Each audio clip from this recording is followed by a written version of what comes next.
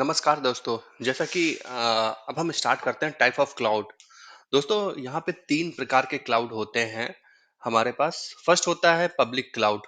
Public cloud हो गया जैसे हमारा एज़ोर हो गया, एडब्ल्यूएस हो गया, गूगल क्लाउड कंप्यूटिंग हो गया, ये हमारे पब्लिक क्लाउड होते हैं। पब्लिक क्लाउड मीन्स हो गया इनका जो डेटा सेंटर्स है, वो सबके लिए ओपन है। ठीक है दोस्तों, इनका जो डेटा सेंटर्स है वो सबके लिए ओपन है।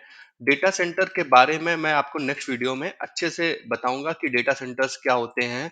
हमारे लिए अगर आपको क्लाउड पढ़ना है तो सबसे पहले आपको डेटा सेंटर्स के बारे में पता होना चाहिए। मतलब, ठीक है, वापस आते हैं हम अपने टॉपिक पे।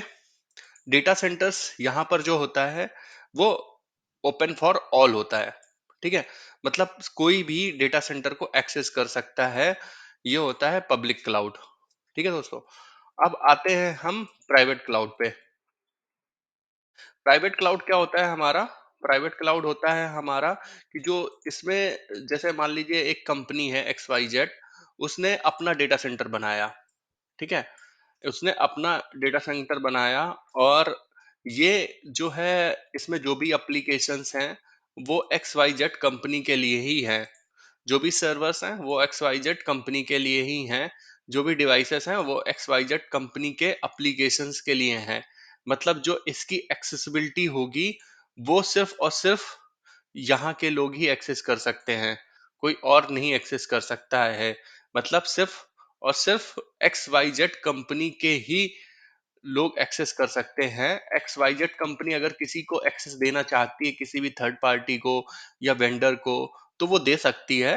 बट ये जो डेटा सेंटर है, ये डेटा सेंटर सिर्फ एक्स वाई जेड कंपनी के ही लोग एक्सेस करेंगे और एप्लीकेशंस होंगे। ठीक है, आप समझते हैं हाइब्रिड क्लाउड।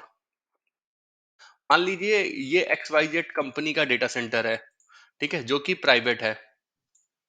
ये एक्स वाई जेड कंपनी का डेटा सेंटर है जो कि हमारा प्राइवेट है, प्राइवेट डेटा सेंटर। और इनको क्या हुआ कि एजोर एजोर आपको पता ही है, एजोर या एडब्ल्यूएस, इनके data centres, public cloud providers के data centres different different country, different different regions में होते हैं। तो उससे क्या मिलती है आपको? एक्सेसिबिलिटी मिल जाती है। ठीक है, तो एक्सेसिबिलिटी मिल जाती है। और ये मान लीजिए एक्स वाई जेड कंपनी की प्रेजेंस सिर्फ इंडिया में ही है।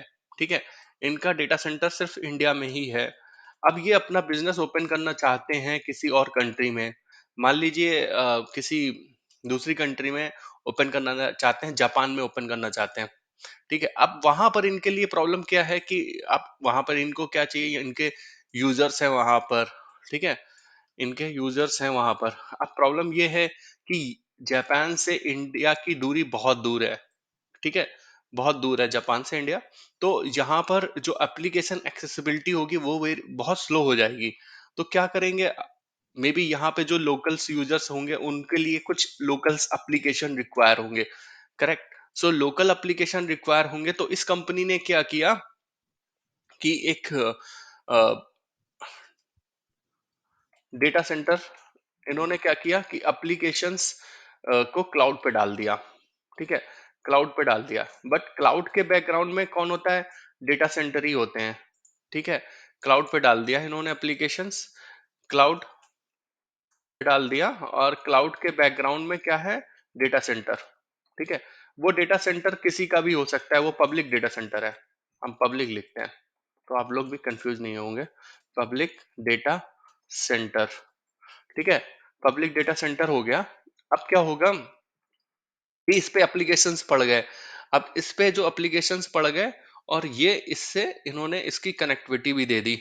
ठीक है, इससे इसकी कनेक्टिविटी भी दे दी। तो इससे क्या होगा कि जो भी एप्लीकेशंस होंगे वो वो जो है ना इजिली एक्सेसिबल हो जाएंगे, जो भी यूजर्स होंगे उनके लिए। ठीक है, जो जो भी यूजर्स होंगे इसमें, उनके लिए इजिली एक्सेसिबल हो जाएगा ये एप्लीकेशंस।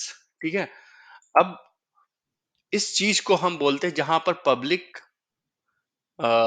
डेटा सेंटर और प्राइवेट डेटा सेंटर दोनों ही जब साथ में काम करते हैं तो हम उसको बोलते हैं हाइब्रिड। ठीक है, उसको बोलते हैं हाइब्रिड क्लाउड।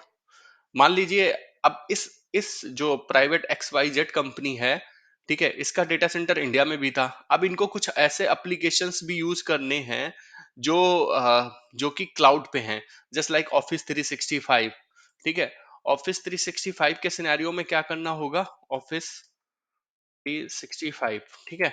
ऑफिस क्या है? हमारी एक इंटरनेट सर्विस है, मान लीजिए आप इसको। ठीक है, हम क्लाउड नहीं बोलते हैं इसको, एक इंटरनेट सर्विस बोल देते हैं। इंटरनेट है ये, ईमेल्स के काम आती है, मेलिंग के लिए। ठीक है, मेलिंग सर्विस है जो कि इंटरनेट पे है। अब क्या होगा? क्या होगा कि इस कंपनी को ये कंपनी जो है इंटरनेट मेलिंग सर्विस यूज करना चाहती है, ऑफिस 365। ठीक है, तो उसके लिए इनको क्या करना पड़ेगा? इस कंपनी को अपने अ, अब ये जो इंटरनेट ईमेलिंग सर्विस है, इंटरनेट ईमेलिंग सर्विस क्या करेगी? उसके लिए इनको यहाँ पर इनका डेटाबेस होगा यूजर्स का। ठीक है, उसको हम एक्टिव डायरेक्टरी बोलते हैं, वो भी हम डिस्कस करेंगे। मान लीजिए यूजर्स का डेटाबेस है इनके पास, यूजर्स डेटाबेस। ठीक है, अब यूजर्स का डेटाबेस है इनके पास जो कि ऑन प्रेमाइस रखा हुआ है। अब ये इंटरनेट की सर्विस है। ठीक है, अब क्या होगा? अगर ये ऑफिस 365 को यूजर्स का डेटाबेस एक्सेस करने के लिए बार बार ऑन प्रेमाइस जाना पड़ेगा, मतलब इनके प्राइवेट डेटा सेंटर पे जाना पड़ेगा। अब किसी भी रीजन से ये जो कनेक्टिविटी है ये वाली, ये ब्रेक डाउन हो जाती है। मान लीजिए ये कनेक्टिविटी ब्रेक डाउन हो जाती है कभी भी किसी भी रीजन से। ठीक है, ये वाली कनेक्टिविटी ब्रेक डाउन हो जाती है, तो क्या होगा? सर्विसेज बंद हो जाएंगे ऑफिस 365 की।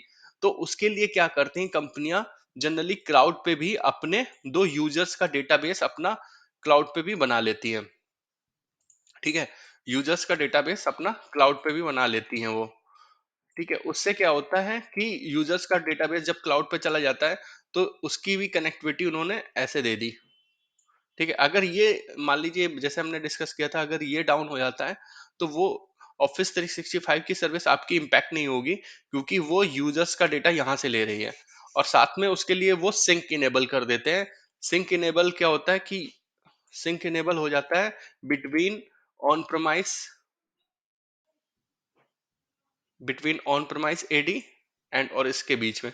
ठीक है, इसके बीच में सिंक इनेबल हो जाता है हमारा। ठीक है, तो इन दोनों के बीच में सिंक रहता है, जिसकी वजह से क्या रहता है कि ये जो भी यहाँ पे डेटाबेस में मान लीजिए कोई नया यूजर ऐड हुआ, डिलीट हुआ, तो वो डेटाबेस यहाँ पे भी अपडेट होता रहता है यूजर्स का। तो इससे हमारी जो सर्विस है ऑफिस 365 की, वो इम्पैक्ट नहीं हुई।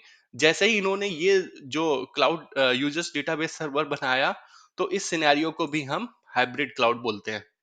ठीक है, इस सिनेरियो को भी हम हाइब्रिड क्लाउड बोलते हैं। तो अभी क्या है, बहुत सारे इंटरनेट सर्विसेज आ गई हैं या क्लाउड सर्विसेज आ गई जिसकी रिक्वायरमेंट रहती है, जस्ट जस्ट लाइक यही हो गया ऑफिस 365। ऑफिस 365 हमारी मेल सर्विस होती है। अ, उसके लिए ऑफिस 365 में बहुत सारे फीचर्स होते हैं। जैसे सबसे बड़ा फीचर्स तो मेल ही हो गया, हर कंपनी के लिए सबसे ज्यादा इंपॉर्टेंट मेल है। ठीक है, उसके बाद आ गया टीम्स। टीम्स भी बहुत इंपॉर्टेंट फीचर्स है, क्योंकि आपको पता ही है बिना टीम्स के अ, जो हमारी चैट होती है, ठीक है, कनेक्ट जस्ट लाइक ये मान लीजिए आप, ये कॉर्पोरेट व्हाट्सएप है।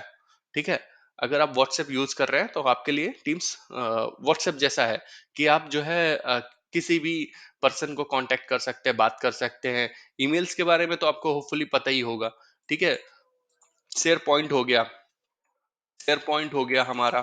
ठीक है, शेयर पॉइंट हो गया, और भी बहुत सारे फीचर्स होते हैं।